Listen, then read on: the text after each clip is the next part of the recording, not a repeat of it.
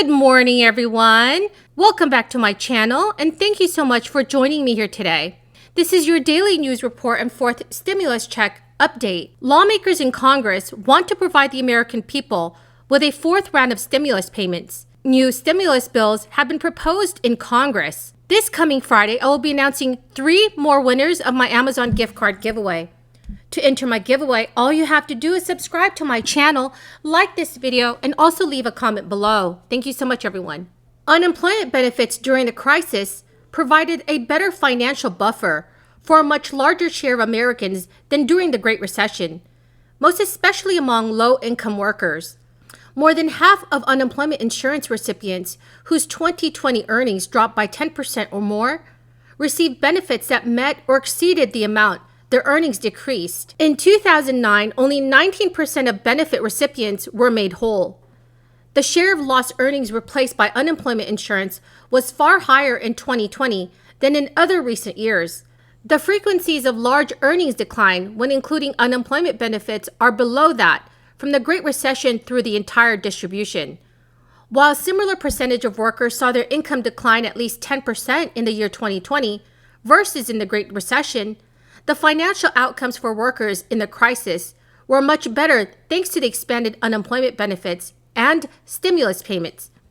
At least 42 million Americans received unemployment benefits in 2020, totaling nearly $500 billion, or more than 3 times the amount of benefits paid each year during the Great Recession. On top of extending unemployment for another 53 weeks, the crisis unemployment benefits also were much higher. At different points in the year 2020 and this year, workers receive an additional $300 to $600 in weekly benefits, on top of their regular state benefits.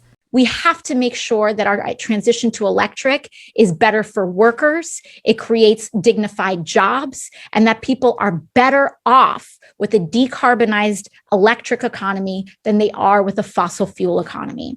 And so the EV Freedom Act hits those points, and it makes sure that those investments and people getting those jobs are the people who need them the most, and in communities that have been disproportionately impacted, not just by the climate crisis, but our overlapping crises of environmental injustice and economic injustice as well. So I'm so thrilled to be reintroducing this with you. I remember 2 years ago, Andy, when we were reintroducing this bill, people were saying, this is impossible. It's pie in the sky. No serious Democrat is ever going to agree to building hundreds of thousands of EVs in less than in less than 10 years, let alone 5 years. And lo and behold, we have, during that joint session, we heard about really building EV infrastructure across the United States in exactly that aggressive way that we were told was impossible just 2 years ago. And so I think it speaks to the amount of work that you have done, Congressman Levin, and the coalition building that you have created from the heart of from the heart of Motor City and the heart of just our union movement here in the United States. And so not only is this going to be good for workers, but we want to make sure that this transition is led by workers and the communities that are most impacted. So thank you so much for inviting me, for being here today. And let's get this thing done. 5 years, 500,000 EV charging stations. It is so doable. I'm almost tempted to say, let's go 1 million, Andy. Additionally, millions of workers who do not usually qualify for unemployment, including contractors and freelancers, got access to benefits during this crisis, which was not the case in 2009. The unemployment benefits during this crisis reduced the likelihood of large income declines by 12 percentage points, while unemployment benefits during the Great Recession led to only a 1.5 percentage point reduction.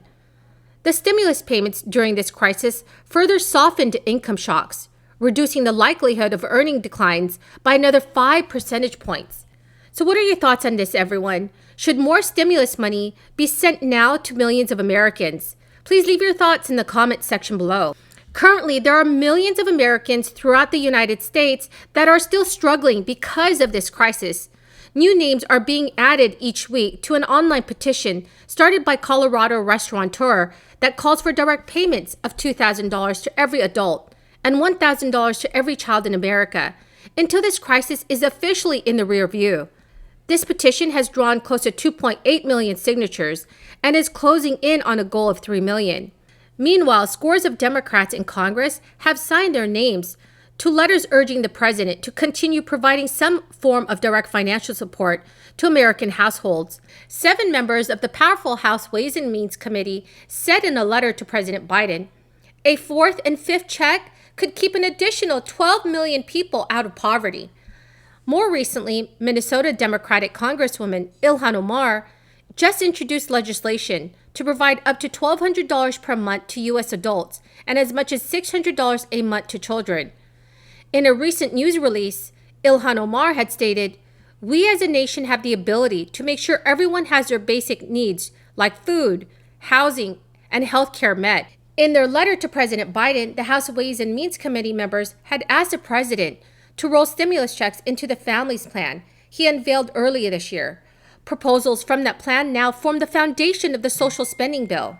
Senate Budget Committee Chairman Bernie Sanders pushed President Biden's American Families Plan. In his piece, Bernie Sanders lambasted the vast wealth divide in the United States, blasting how much of the country's wealth goes to the small percentage of earners at the top. Bernie Sanders stated, because of this disastrous trade policies pushed by large corporations that have cost us millions of manufacturing jobs and anti-worker decisions made by the National Labor Relations Board, fewer workers today are able to negotiate decent wages, as union membership is now lower than at any time in recent history.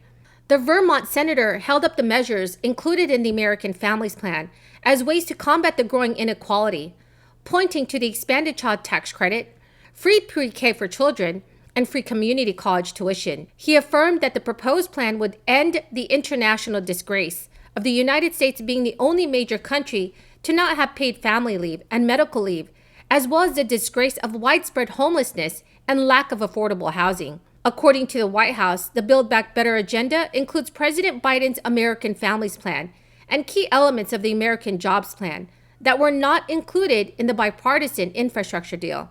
In Washington, this proposal is known as reconciliation, but the bottom line is a plan that will create jobs, cut taxes, and lower costs for working families, all paid for by making the tax code fairer and making the wealthiest and large corporations pay their fair share. So what are your thoughts on this, everyone? Please leave your thoughts in the comment section below. Thank you, everyone, for joining me here today. That's the end of the video for this morning. I do hope you found some of this information helpful. Remember that this coming Friday, I will be announcing 3 more winners of my Amazon gift card giveaway. Please enter the giveaway by subscribing to my channel, liking this video, and also leaving a comment below. Thank you so much, everyone, and have a very blessed Tuesday.